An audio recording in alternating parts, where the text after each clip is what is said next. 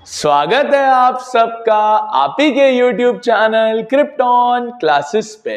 तो आज हम देखने वाले हैं इकोनॉमिक्स का एक सबसे सिंपल और इंफॉर्मेटिव चैप्टर जिसका नाम है पैसा यानी मनी एंड क्रेडिट। तो चलिए शुरू करते हैं। यार ये चैप्टर तो मतलब ऐसा है कि पैसा तो बोलता है और अब ऐसी चीज है कि इसमें पढ़ाने से कम सीखना ज्यादा है। तो ये तो चैप्टर आप ही ज्यादा अच्छे से पढ़ा लोगे सर, पैसा क्या होता है हम तो रोज देख रहे हैं। अच्छा, थोड़ा बहुत मेरा कर्तव्य बनता है कि आपको हल्का हल्का बताऊं।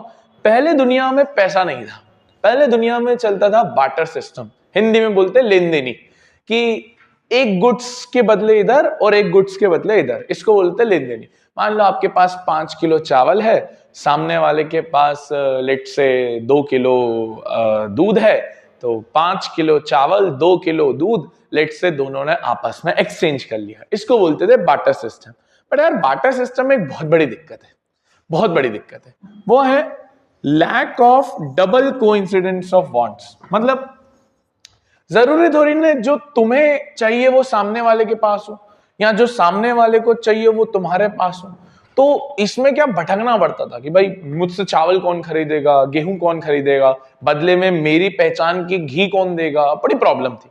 अब इसमें एक और चीज थी कि वैल्यू तो होती ही नहीं थी। आप कैसे बोल सकते हो कि 5 किलो चावल 2 किलो घी के इक्विवेलेंट है, कैसे बोल सकते हो? तो ये थोड़ी सी दिक्कत थी वहां पर। तो दुनिया ने बार्टर सिस्टम को उतना एक्सचेंज तो माना नहीं। बार्टर सिस्टम के बाद धीरे धीरे दुनिया में देखो क्या होने लगा। बार्टर सिस्टम के बाद धीरे धीरे दुनिया में गोल्ड आना चालू हुआ। जो राजा महाराजाओं के समय था, गोल्ड हो गया, चांदी हो गया, तो गोल्ड हो गया, चांदी हो गया, ब्रॉन्ज हो गया। फिर धीरे धीरे कॉइन्स आना चालू हुए। अगर आपने देखा, आप वो जनरेशन में हो, 50 पैसे का कॉइन आता था, 98 का कॉइन आता था, 25 पैसे का कॉइन आता था, चवन्नी बोलते थे शायद, तो वो मेटल कॉइन्स आए। फिर धीरे धीरे पेपर मनी जो आज भी यूज होती है, कैश जो नोट होता है, पेपर मनी। फिर इस पेपर मनी के बाद आने लगे plastic cards, credit card, debit card, RuPay card, ये कार्ड, फलाना कार्ड।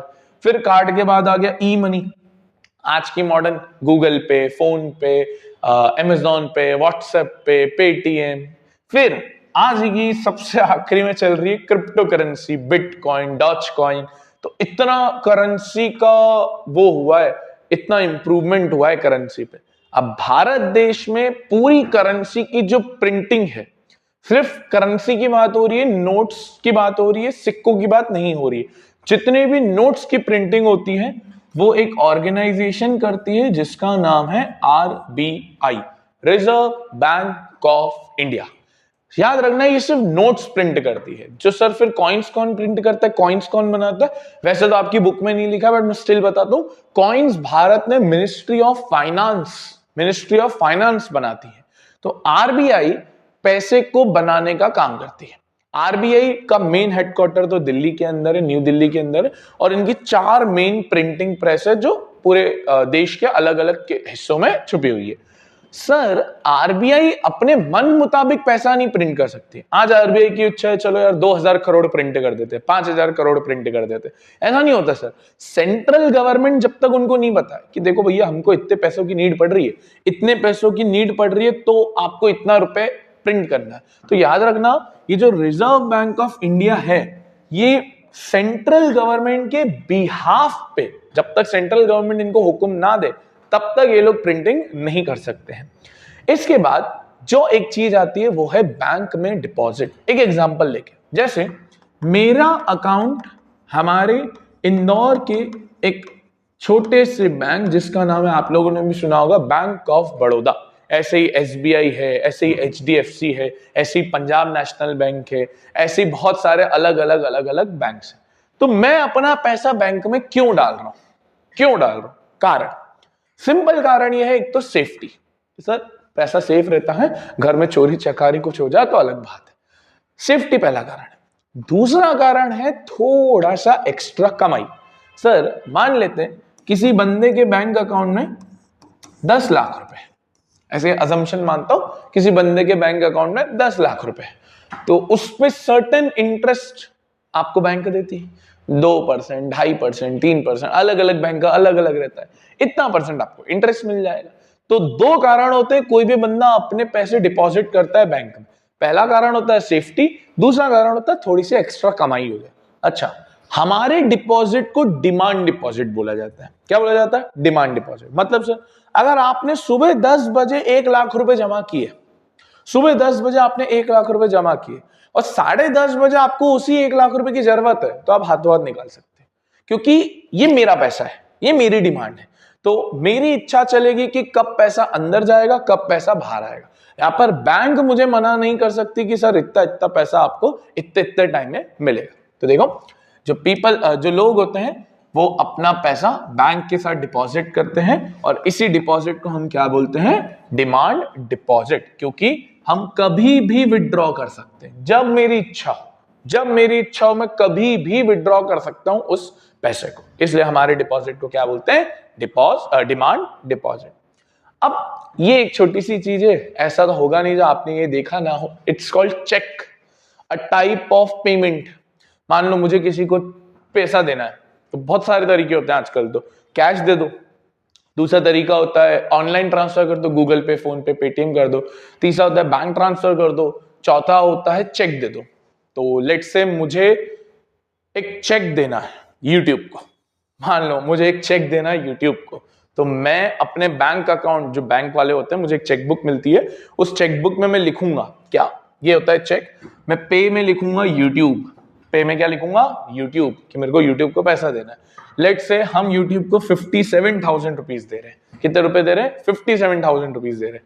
तो 57,000 लिखा, स्लैश लगाया, और ये इसलिए लगाया जाता है ताकि कोई जीरो ऐड ना कर पाए, ये कारण होता है। फिर सेम 57,000 को हम यहां पर वर्ड्स में लिखेंगे, तो 57,000 ओनली।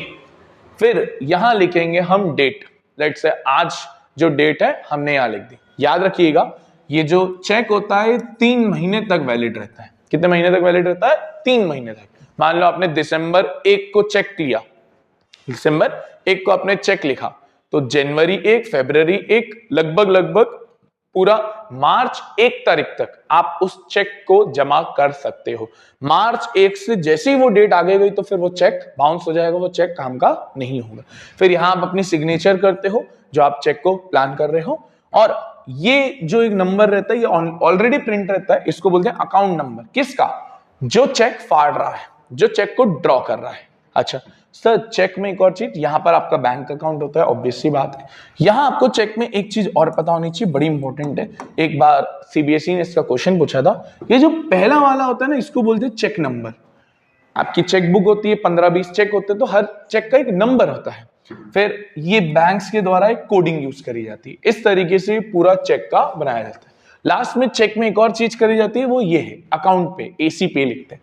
इसका मतलब होता है डायरेक्टली जो पेमेंट है वो अकाउंट में होगा। कोई भी बंदा उस चेक को बैंक में डालकर इन कैश नहीं करवा सकता, डायरेक्ट का डायरेक्ट बैंक अकाउंट में पहुंच जाएगा। ये चेक के बारे में छोटी सी चीज होती है।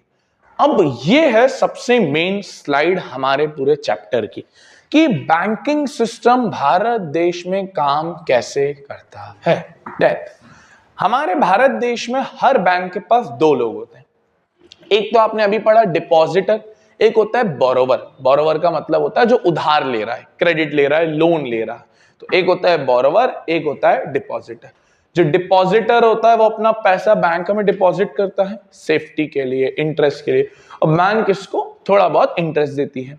बोरोवर बैंक से लोन लेता है कुछ धंधा चालू करने के लिए, कुछ बिजनेस के लिए, कुछ भी करने के लिए, तो बैंक से लोन लेता है और बैंक इससे इंटरेस्ट लेती है। बैंक इससे इंटरेस्ट लेती है। मान लो इन्होंने 1,000 रुपए इंटरेस्ट दिया, एक अजम्पशन ले रहा हूं, इन्होंने 1,000 रुपए बैंक को इंटरेस्ट दिया और बैंक ने डिपॉजिटर को लेट से 200 रुपए इंटरेस्ट दिया, तो बीच की जो 800 रुपए की कमाई हुई वो किसकी कमाई हो गई सर? बैंक की कमाई हो गई।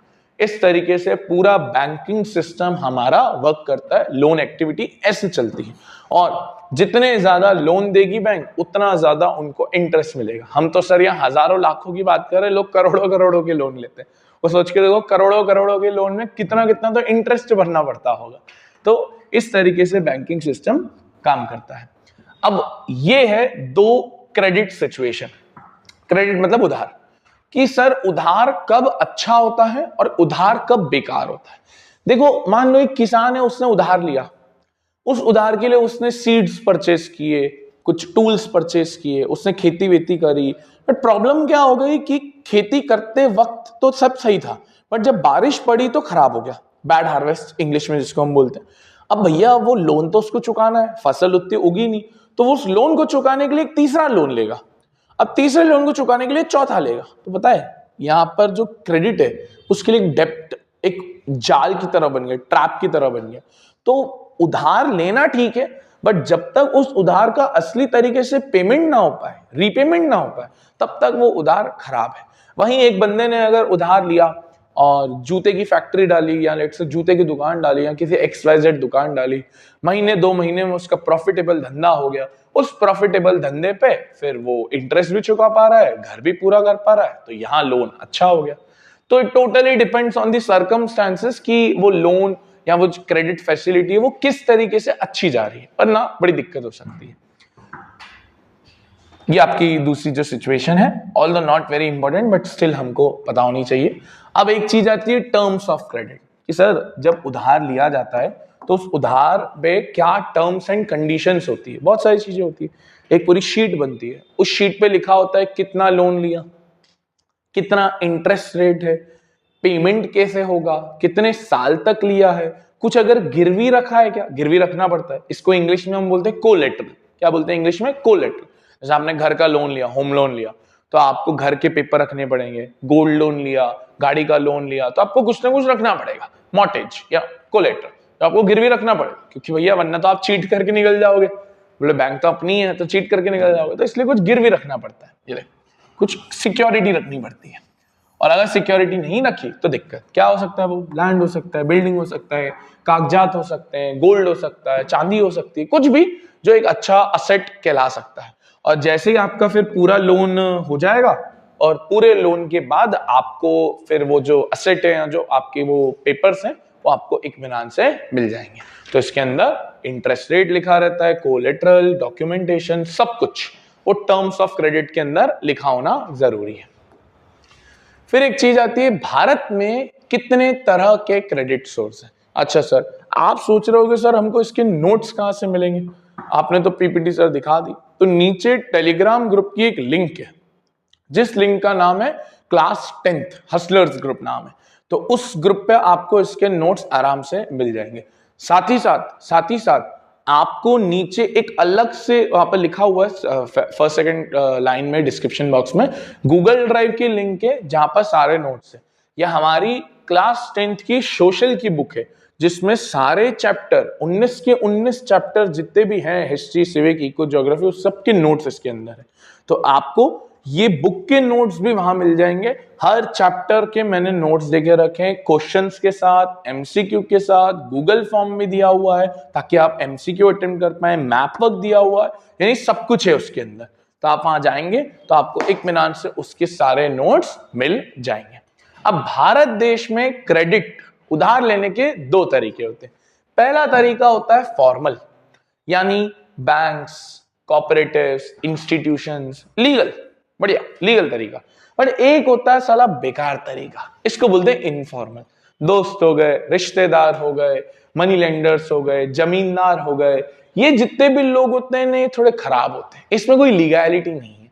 भारत देश में फॉर्मल में तो लीगैलिटी है, जिसको कौन कंट्रोल करता है? आरबीआई कंट्रोल करता है। बट भारत देश में इनफॉर्मल को कंट्रोल करने वाली कोई भी ऑर्गेनाइजेशन आज एग्जिस्ट नहीं करती है। तो हमारे देश में थोड़ा खराब सिस्टम है।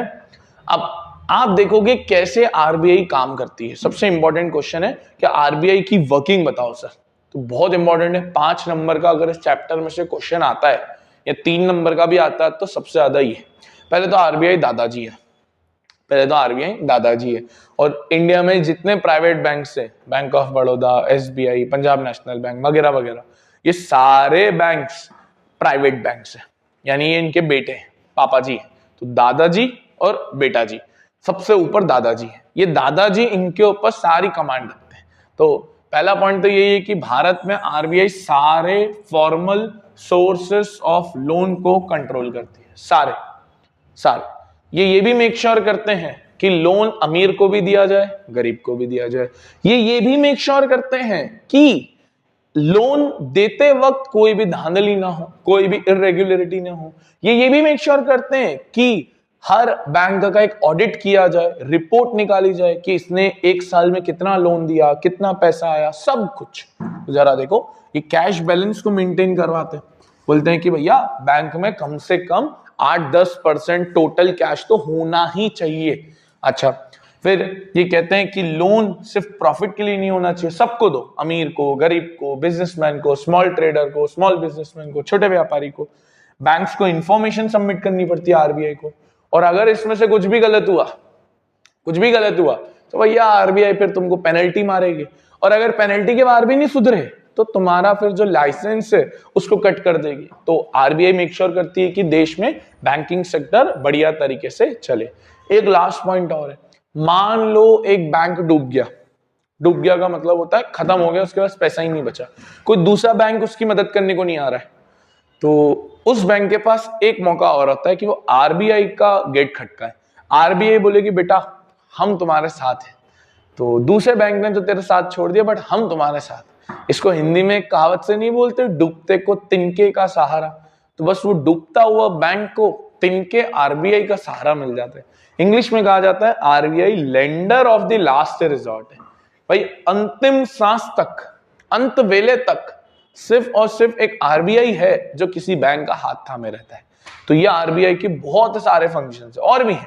कैश फ्लो मेंटेन करते हैं देश के अंदर, इंपोर्ट एक्सपोर्ट का भी बहुत कुछ देखते हैं आरबीआई, बहुत सारे पॉइंट्स है इसके अंदर। फिर जैसे मैंने बोला इनफॉर्मल में तो कोई ऑर्गेनाइजेशन नहीं, तो इसलिए इनफॉर्मल ऑर्गेनाइजेशन सारी बेकार होती है। कोई भी ऑर्गेनाइजेशन नहीं है जो non formal sector, informal sector को कंट्रोल करे, इसलिए इनफॉर्मल सेक्टर इलीगल है।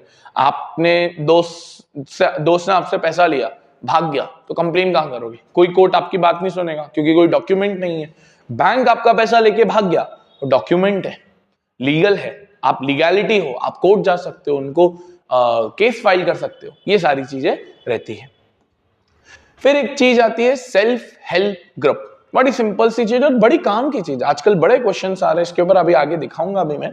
सेल्फ हेल्प ग्रुप का मतलब होता है एक लोकेलिटी में, जनरली गांव वगैरह में ज्यादा होता है, एक लोकेलिटी में कुछ महिलाएं हैं या कुछ पुरुष हैं, वो साथ में आकर पैसा जमा कर रहे हैं। मान लो एक गांव में 100 लोग हैं, हर महीने लेट से उनसे हमने 500 रुपए लिए, तो 100 लोग हैं, हर महीने उनसे हमने 500 रुपए लिए, है ना, पर मंथ, तो 50,000 रुपए जमा हो गए। ऐसा ही साल तक किया तो 6 लाख रुपए जमा हो गए, और 2-3 साल तक ऐसा किया तो लगभग 18 लाख 20 लाख समथिंग जमा हो गए।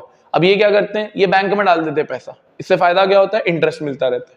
अब मान लो उस ग्रुप के किसी मेंबर को पैसे की जरूरत है, तो वो पैसा ले सकता है, इंटरेस्ट बहुत मिनिमम होता है। तो एसएचजी एक बहुत अच्छा ग्रुप है, गांव वगैरह में तो काफी है, क्रेडिट बढ़ाने के लिए, उधार बढ़ाने के लिए, तो एक बहुत बढ़िया ग्रुप है जिसमें आजू बाजू के लोग भी फायदा उठाते हैं, ग्रुप के मेंबर्स भी फायदा उठाते हैं। ठीक है, तो मेनली इसमें वुमेन रहती है, ऐसा जरूरी नहीं है बट ज्यादातर वुमेन रहती है।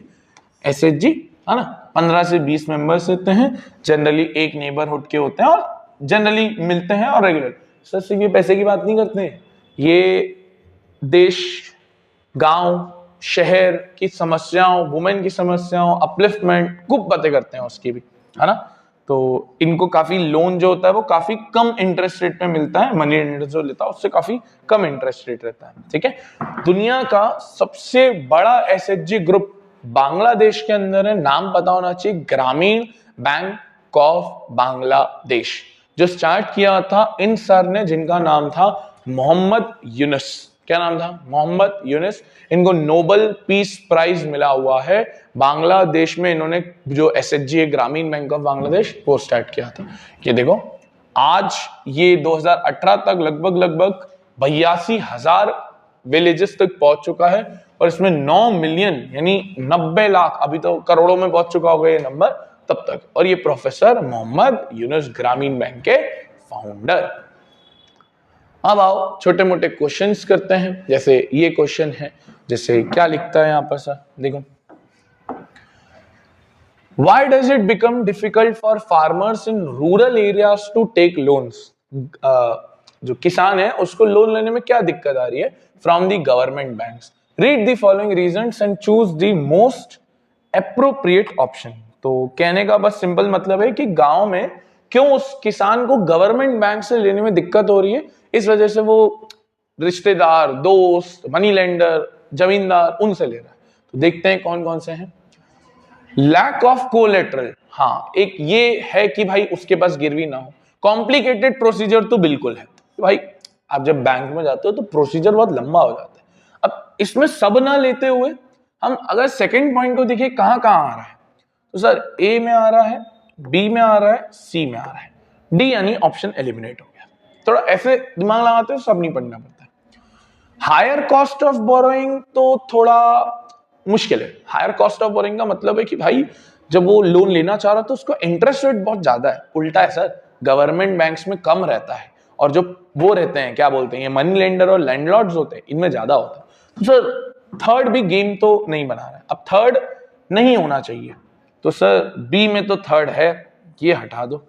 तो अब ए में भी थर्ड है, ये भी हटा दो, तो आंसर आ गया सी।